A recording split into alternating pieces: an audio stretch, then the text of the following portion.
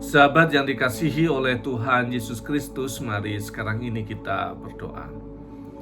Kami mempersiapkan diri mendengar kebenaran firman-Mu. Nyatakanlah kebenaran sabda-Mu kepada kami. Kami mohon dalam nama Bapa, Putra, dan Roh Kudus. Amin. Sabda Tuhan terambil dari Injil Lukas pasal yang kedua ayat yang ke-11.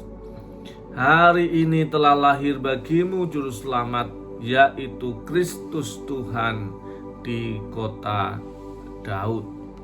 Sahabat yang dikasihi oleh Tuhan Yesus Kristus, saya mengucapkan selamat menghayati malam Natal dan Natal sebagai peristiwa besar karya Allah bagi dunia.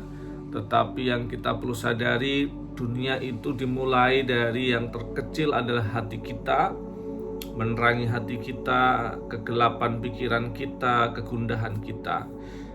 Dunia yang berikutnya lagi adalah keluarga kita, tempat di mana kita bertumbuh untuk saling mengasihi, saling menerima, saling mensyukuri, saling mengampuni. Dan yang lebih luas berikutnya lagi adalah gereja sebagai keluarga yang akan menjadi tempat persekutuan kita bertumbuh. Karena di sana kita mungkin mengenal pujian, kasih sayang, mengenal dukungan, tetapi juga di sisi yang lain mungkin kita juga mengenal luka, kekecewaan, dan itu bisa saja terjadi dalam komunitas. Tetapi tetaplah hidup dalam komunitas apapun itu rasanya, karena di sanalah Tuhan membentuk kita.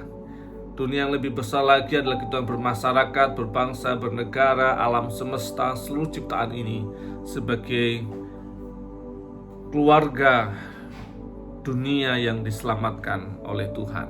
Selamat menghayati malam Natal dan Natal di tahun 2025 ini. Bacaan kita, kalau saya lihat beberapa hal, yang pertama yang saya coba hayati adalah soal kata hari ini telah lahir bagimu. Bahwa tindakan Allah bukan sesuatu yang pernah dulu terjadi. Tindakan Allah itu bukan sesuatu yang nanti akan terjadi, tetapi setiap hari, hari ini. Maka setiap kali kita memasuki hari ini, percayalah Tuhan sedang mengerjakan pekerjaannya buat kita. Dia ada dalam realitas hidup dan waktu yang kita jalani. Hal kedua dikatakan tentang telah lahir bagimu juru selamat. Telah lahir bagimu. Kata juru selamat, kata soter itu dalam konteks pada waktu itu disematkan kepada Kaisar Romawi yang dianggap menjadi pembawa damai, keamanan, perlindungan, keselamatan. Nah, Injil Lukas menggunakan kata soter, juru selamat itu dikenakan kepada bayi yang lahir. Bahkan lahirnya dalam situasi tekanan politik karena harus kembali ke tanah leluhur masing-masing untuk sensus dan kepentingan politik. Disematkan kepada bayi yang lahirnya bahkan di kandang domba. Tetapi ini jadi penting untuk kita hayati dalam bacaan Injil Lukas, karena sangat penting. Injil Lukas mengatakan bahwa Allah hadir untuk menopang mereka yang sederhana, lemah, terpinggirkan, dan seterusnya. Dan ini dilawankan dengan kaisar. Jadi kata soter sebagai juru selamat itu menunjukkan tentang subversi, bagaimana orang-orang pinggiran di luar kekuasaan, mereka yang dekat dengan yang kotor, palungan, yang dilawankan dengan istana, punya tempat yang sama di hadapan Tuhan. Kesederhanaan dipandang mulia di hadapan Tuhan. Semoga kita memandang diri kita mulia bukan karena apa yang melekat pada kita, bukan soal jabatan kita, berapa besar kekayaan kita, tetapi lihatlah Tuhan memandang kita mulia karena kita sendiri, bukan karena yang lain. Semoga Natal ini juga membuat kita belajar memandang orang lain mulia, bukan karena apa yang melekat pada dia, tapi karena pribadinya sendiri. Hal yang berikutnya lagi yang boleh saya hayati untuk saya usulkan kata Kristus Yesus. Sebab hari ini telah lahir bagimu, yaitu Kristus Tuhan.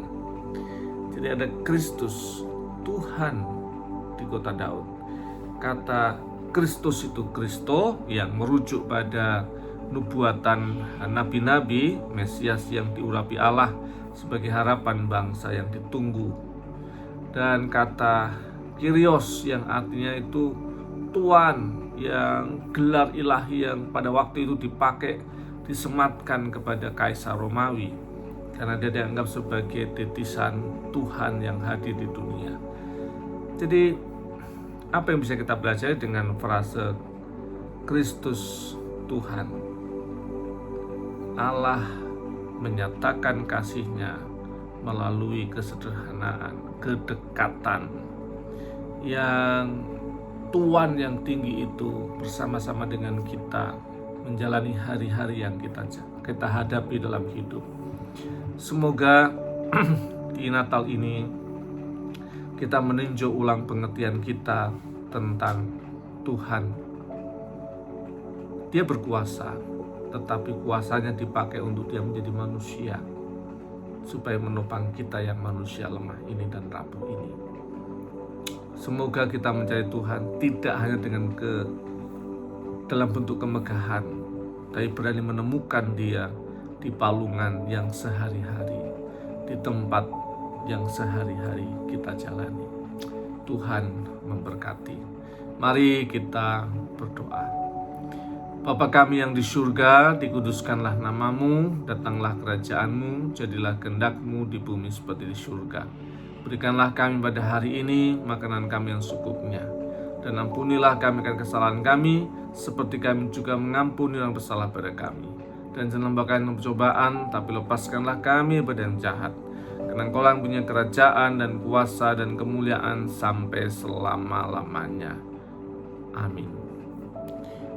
Tuhan yang senantiasa mencintai kita akan terus mencintai kita. Cinta dan kasih-Nya menopang setiap sahabat.